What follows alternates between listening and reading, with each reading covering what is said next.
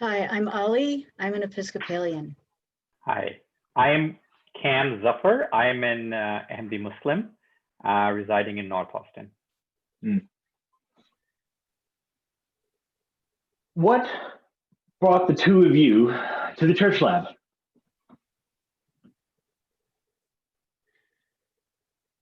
Cam, you want this? You want me?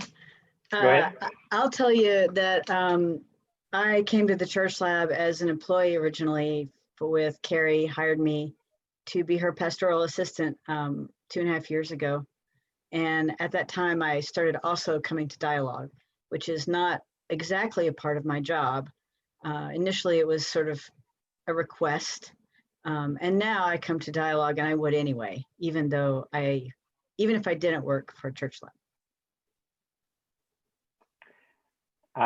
I was previously involved in interfaith dialogues. My religion, Islam, lays great importance on getting to know your neighbors, getting to know your community, and reaching across the faith boundaries and forming coalitions for good works so that that there's unity and strength in numbers, so we can align along those lines that we agree on. There's a solidarity to what you're describing. Is that a good word, Cam? Yes. Yeah. What keeps you coming back for more? Why after you've done it for a little while, what keeps you here?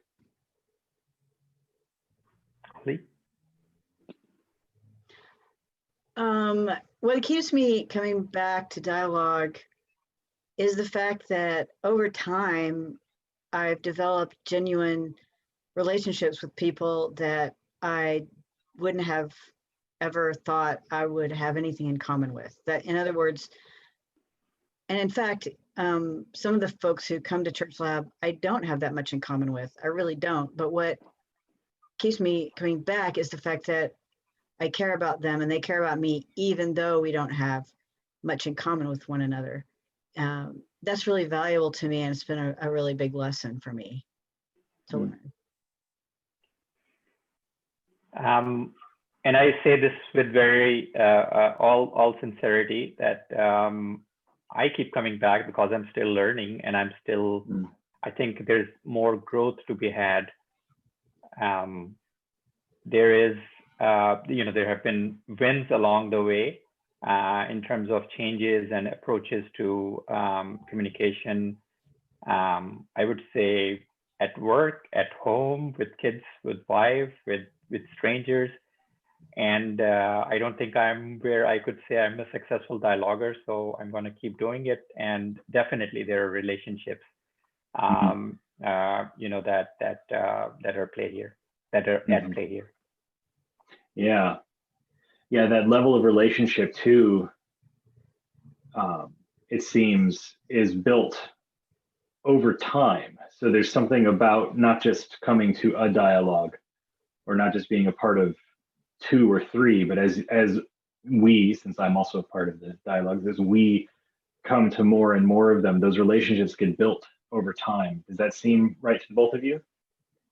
That's really true. And I think what's been remarkable about that is that I didn't really expect that. That was not, I thought I was going to learn things like technical things about other faith traditions. Like I didn't know that much about Islam, or I didn't know that much about pagan experience. But what was surprising and that I didn't anticipate is the fact that I really care about everybody that I participate in church life with, all the people that I participate in dialogue with. I really care about them, and that really was built over time, because when I first started, I was careful and not very vulnerable, but over time I've seen other people be vulnerable, and it's allowed me to be vulnerable, and in those moments I've never gotten hurt. I've always been supported and felt loved, and that's really rare especially with people that are really different from me. So that's been really true, that it has built up over time. Tam, other than the dialogues, what else have you been involved in with the Church Lab? So I have been involved in a few volunteering opportunities in social service, disaster relief. We have volunteered locally at a micro community here in Austin near the airport a couple of times, and actually my teenage daughter has also participated there. And then I believe it was in 2016-17 that we went on a trip to the Gulf Coast, Texas coast, bordering Louisiana, and volunteered our day there, and very, very valuable experiences and rewarding ones. Great, great. Ollie, do you have anything other than dialogues you wanted to mention? One of my favorite things, extra curricular from the dialogues themselves, is every year during the Christian Holy Week, we do, we've partnered in the past with a local sort of house church to do Maundy, Thursday service that I've really enjoyed, because we did it in people's homes. And in fact, this year, it was all online. We were all in our own home, and it felt really amazing and intimate to do such an intimate service that involves foot washing and having communion together and clearing off the table, et cetera, all the things that we do that are sort of intimate anyway, even in a church building setting, but we're even more so in a home. So I really enjoyed worship with the Church Lab. What, Ollie, might be your favorite TCL moment? This is a TCL moment that I've talked about in dialogue before. Recently, during in a front end of one of the dialogues, I shared a very intimate and vulnerable piece of information with my fellow dialoguers, and I was very anxious about the reaction I would get from a couple of the participants, especially one in particular, whose faith tradition is very, very different from mine, and whose life experience also is very different, and whose values are different in many ways. And I really felt anxious coming into that. And when I said what my piece of information was, the very first person to put a note in the chat about in support of me was that very individual, and then the others followed, and that just felt really amazing. And I thought that there's not very many settings where that would happen, and I was very grateful for it, and grateful for Church Lab in that moment as well. Qam, what about you? So favorite TCL moment, let me kind of take a little bit of a retrospective and maybe a background. In college, I had an instructor, communications instructor, and he said that one of the biggest illusions about communication is that it took place. We sometimes are not sure, and it's difficult to gauge the effect of what you're saying, or even it being received properly, right? Because all sorts of things come into play. So I look for the moments in TCL dialogue. So my answer is multiple moments, not one, but here's how I describe them. Is when I express something about a viewpoint, whether it be religious or my own personal opinion about something, and then I hear questions back about it. So it seems that I think there's a breakthrough that happened there. There is like there are follow-up questions that tell you that that person was not exposed, and it happens both ways. I don't mean to brag that I'm doing this all great thing, but I mean it happens both ways with me also. But is when there's a breakthrough and the other person is very interested in the statement that I may have made a little bit earlier, and there are follow-up questions really trying to understand that situation. And it to me is, those are the breakthrough moments where either an impact in understanding, an impact in a value judgment, impact in just knowledge sharing was made, that may not have been possible in an ordinary situation. So maybe an abstract answer, but those are the ones that I enjoy the most. Yeah, that's a good answer, because you're right. It doesn't typically happen. We're so often you're like just talking with somebody, and there's not really the opportunity or the expectation of that sort of back and forth question, that sort of that attempt to get deeper. Yeah. Right. Qam, why do you think TCL is important? I would counter with why do we think dialogue is not important, but I'll answer your question also. I think dialogue is important. Is we cannot assume that people understand us, and that everybody living around us is going through a shared experience. That's obviously not the case. In America, there is great diversity. In Austin, there is, I would say, even greater diversity. So for me to understand how other people's experience is different, the only way for me to gain any ground is to engage with them. And what greater way than to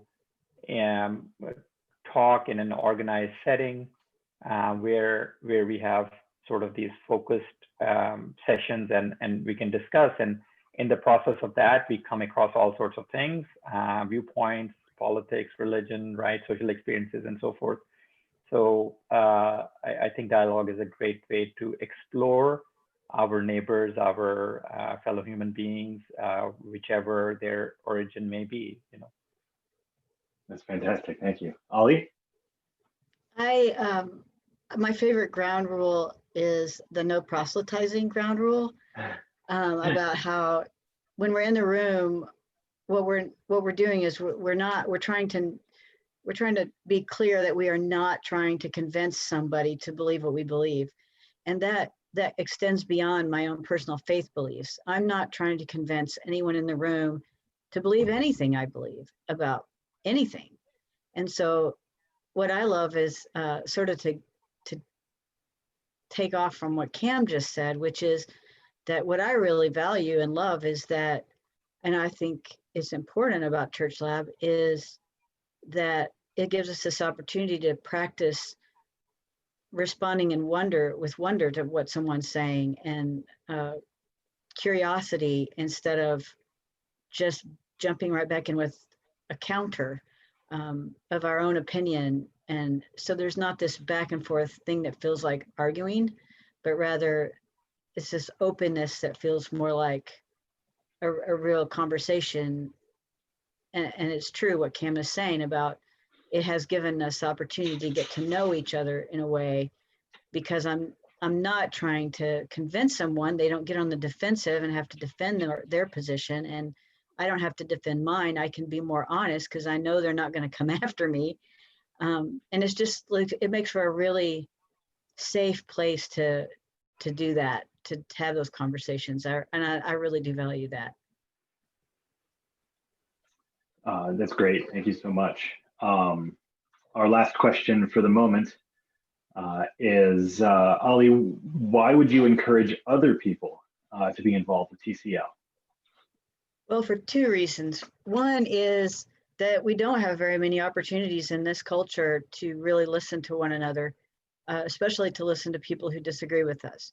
I think it's very, very easy nowadays they call it a silo, to get in this sort of space where everybody agrees with you, and then the only times that one might encounter somebody that we don't agree with is on social media, where they're faceless and personless, and we can just feel like we can just argue with them and be mean to them if we want, and also dig in our own heels. And so what I think is really, what I would really say is why people should do things like Church Lab and should come to Church Lab Dialogue is because it gives people an opportunity to be real with somebody in real life, and really practice that, the listening and wondering with one another. Thank you. Qam, how about you? Why do you think other people should be involved? So if I look at my daily life and just about anybody who's employed or engaged in regular activity, I think we spend a major part of our time at work, or whichever our preferred outlet is, as far as daily routines, and then some rest of the time we spend with our family. So and most of the time, I mean, there are challenges there, but most of the time we are kind of aligned. We are coming from the same backgrounds, or even there's not sort of this challenging of beliefs, or there's no growth in terms of learning about the wider society. So I think we have to get out of that comfort zone and try to know people around us better. And I think that's number one reason for me dialogue is important. Number two, I think as ever since the advent of social media, I'll pick on what Ollie said. Pick up on what Ollie said, that there is this way to dialogue, quote unquote, and that is online, whether it be Twitter, Instagram, Facebook, other outlets, and it can give the illusion that there is dialogue taking place, but I think it's not very intimate. It's very isolated, and you don't have to know a person. You can just share your opinion and forget about it. Next day you're going to be maybe discussing things with a different person, or sharing your experience with a different person. And so there's no continuity there, and there's no deeper involvement there. So I would even hypothesize that is part of the reason we are getting more and more divided, because we can be in our own bubbles and never get challenged in our thought patterns. And I'm talking about all sides of the aisle here. And we can just kind of revel in our own little bubbles and in our own little thought patterns, and then get them reinforced from our groups that we may be associating with. But dialogue is a way where we can learn about different opinions, viewpoints in a safe space, and there's an openness about it, which allows us to not be seen as adversaries but friends, and so there is a much more improved chance that we will learn from it and learn about each other, and try to bridge this gulf that I feel is dividing us every day. Those are some great thoughts. Thank you both for taking some time out of your afternoons to come and share them. So it's most appreciated.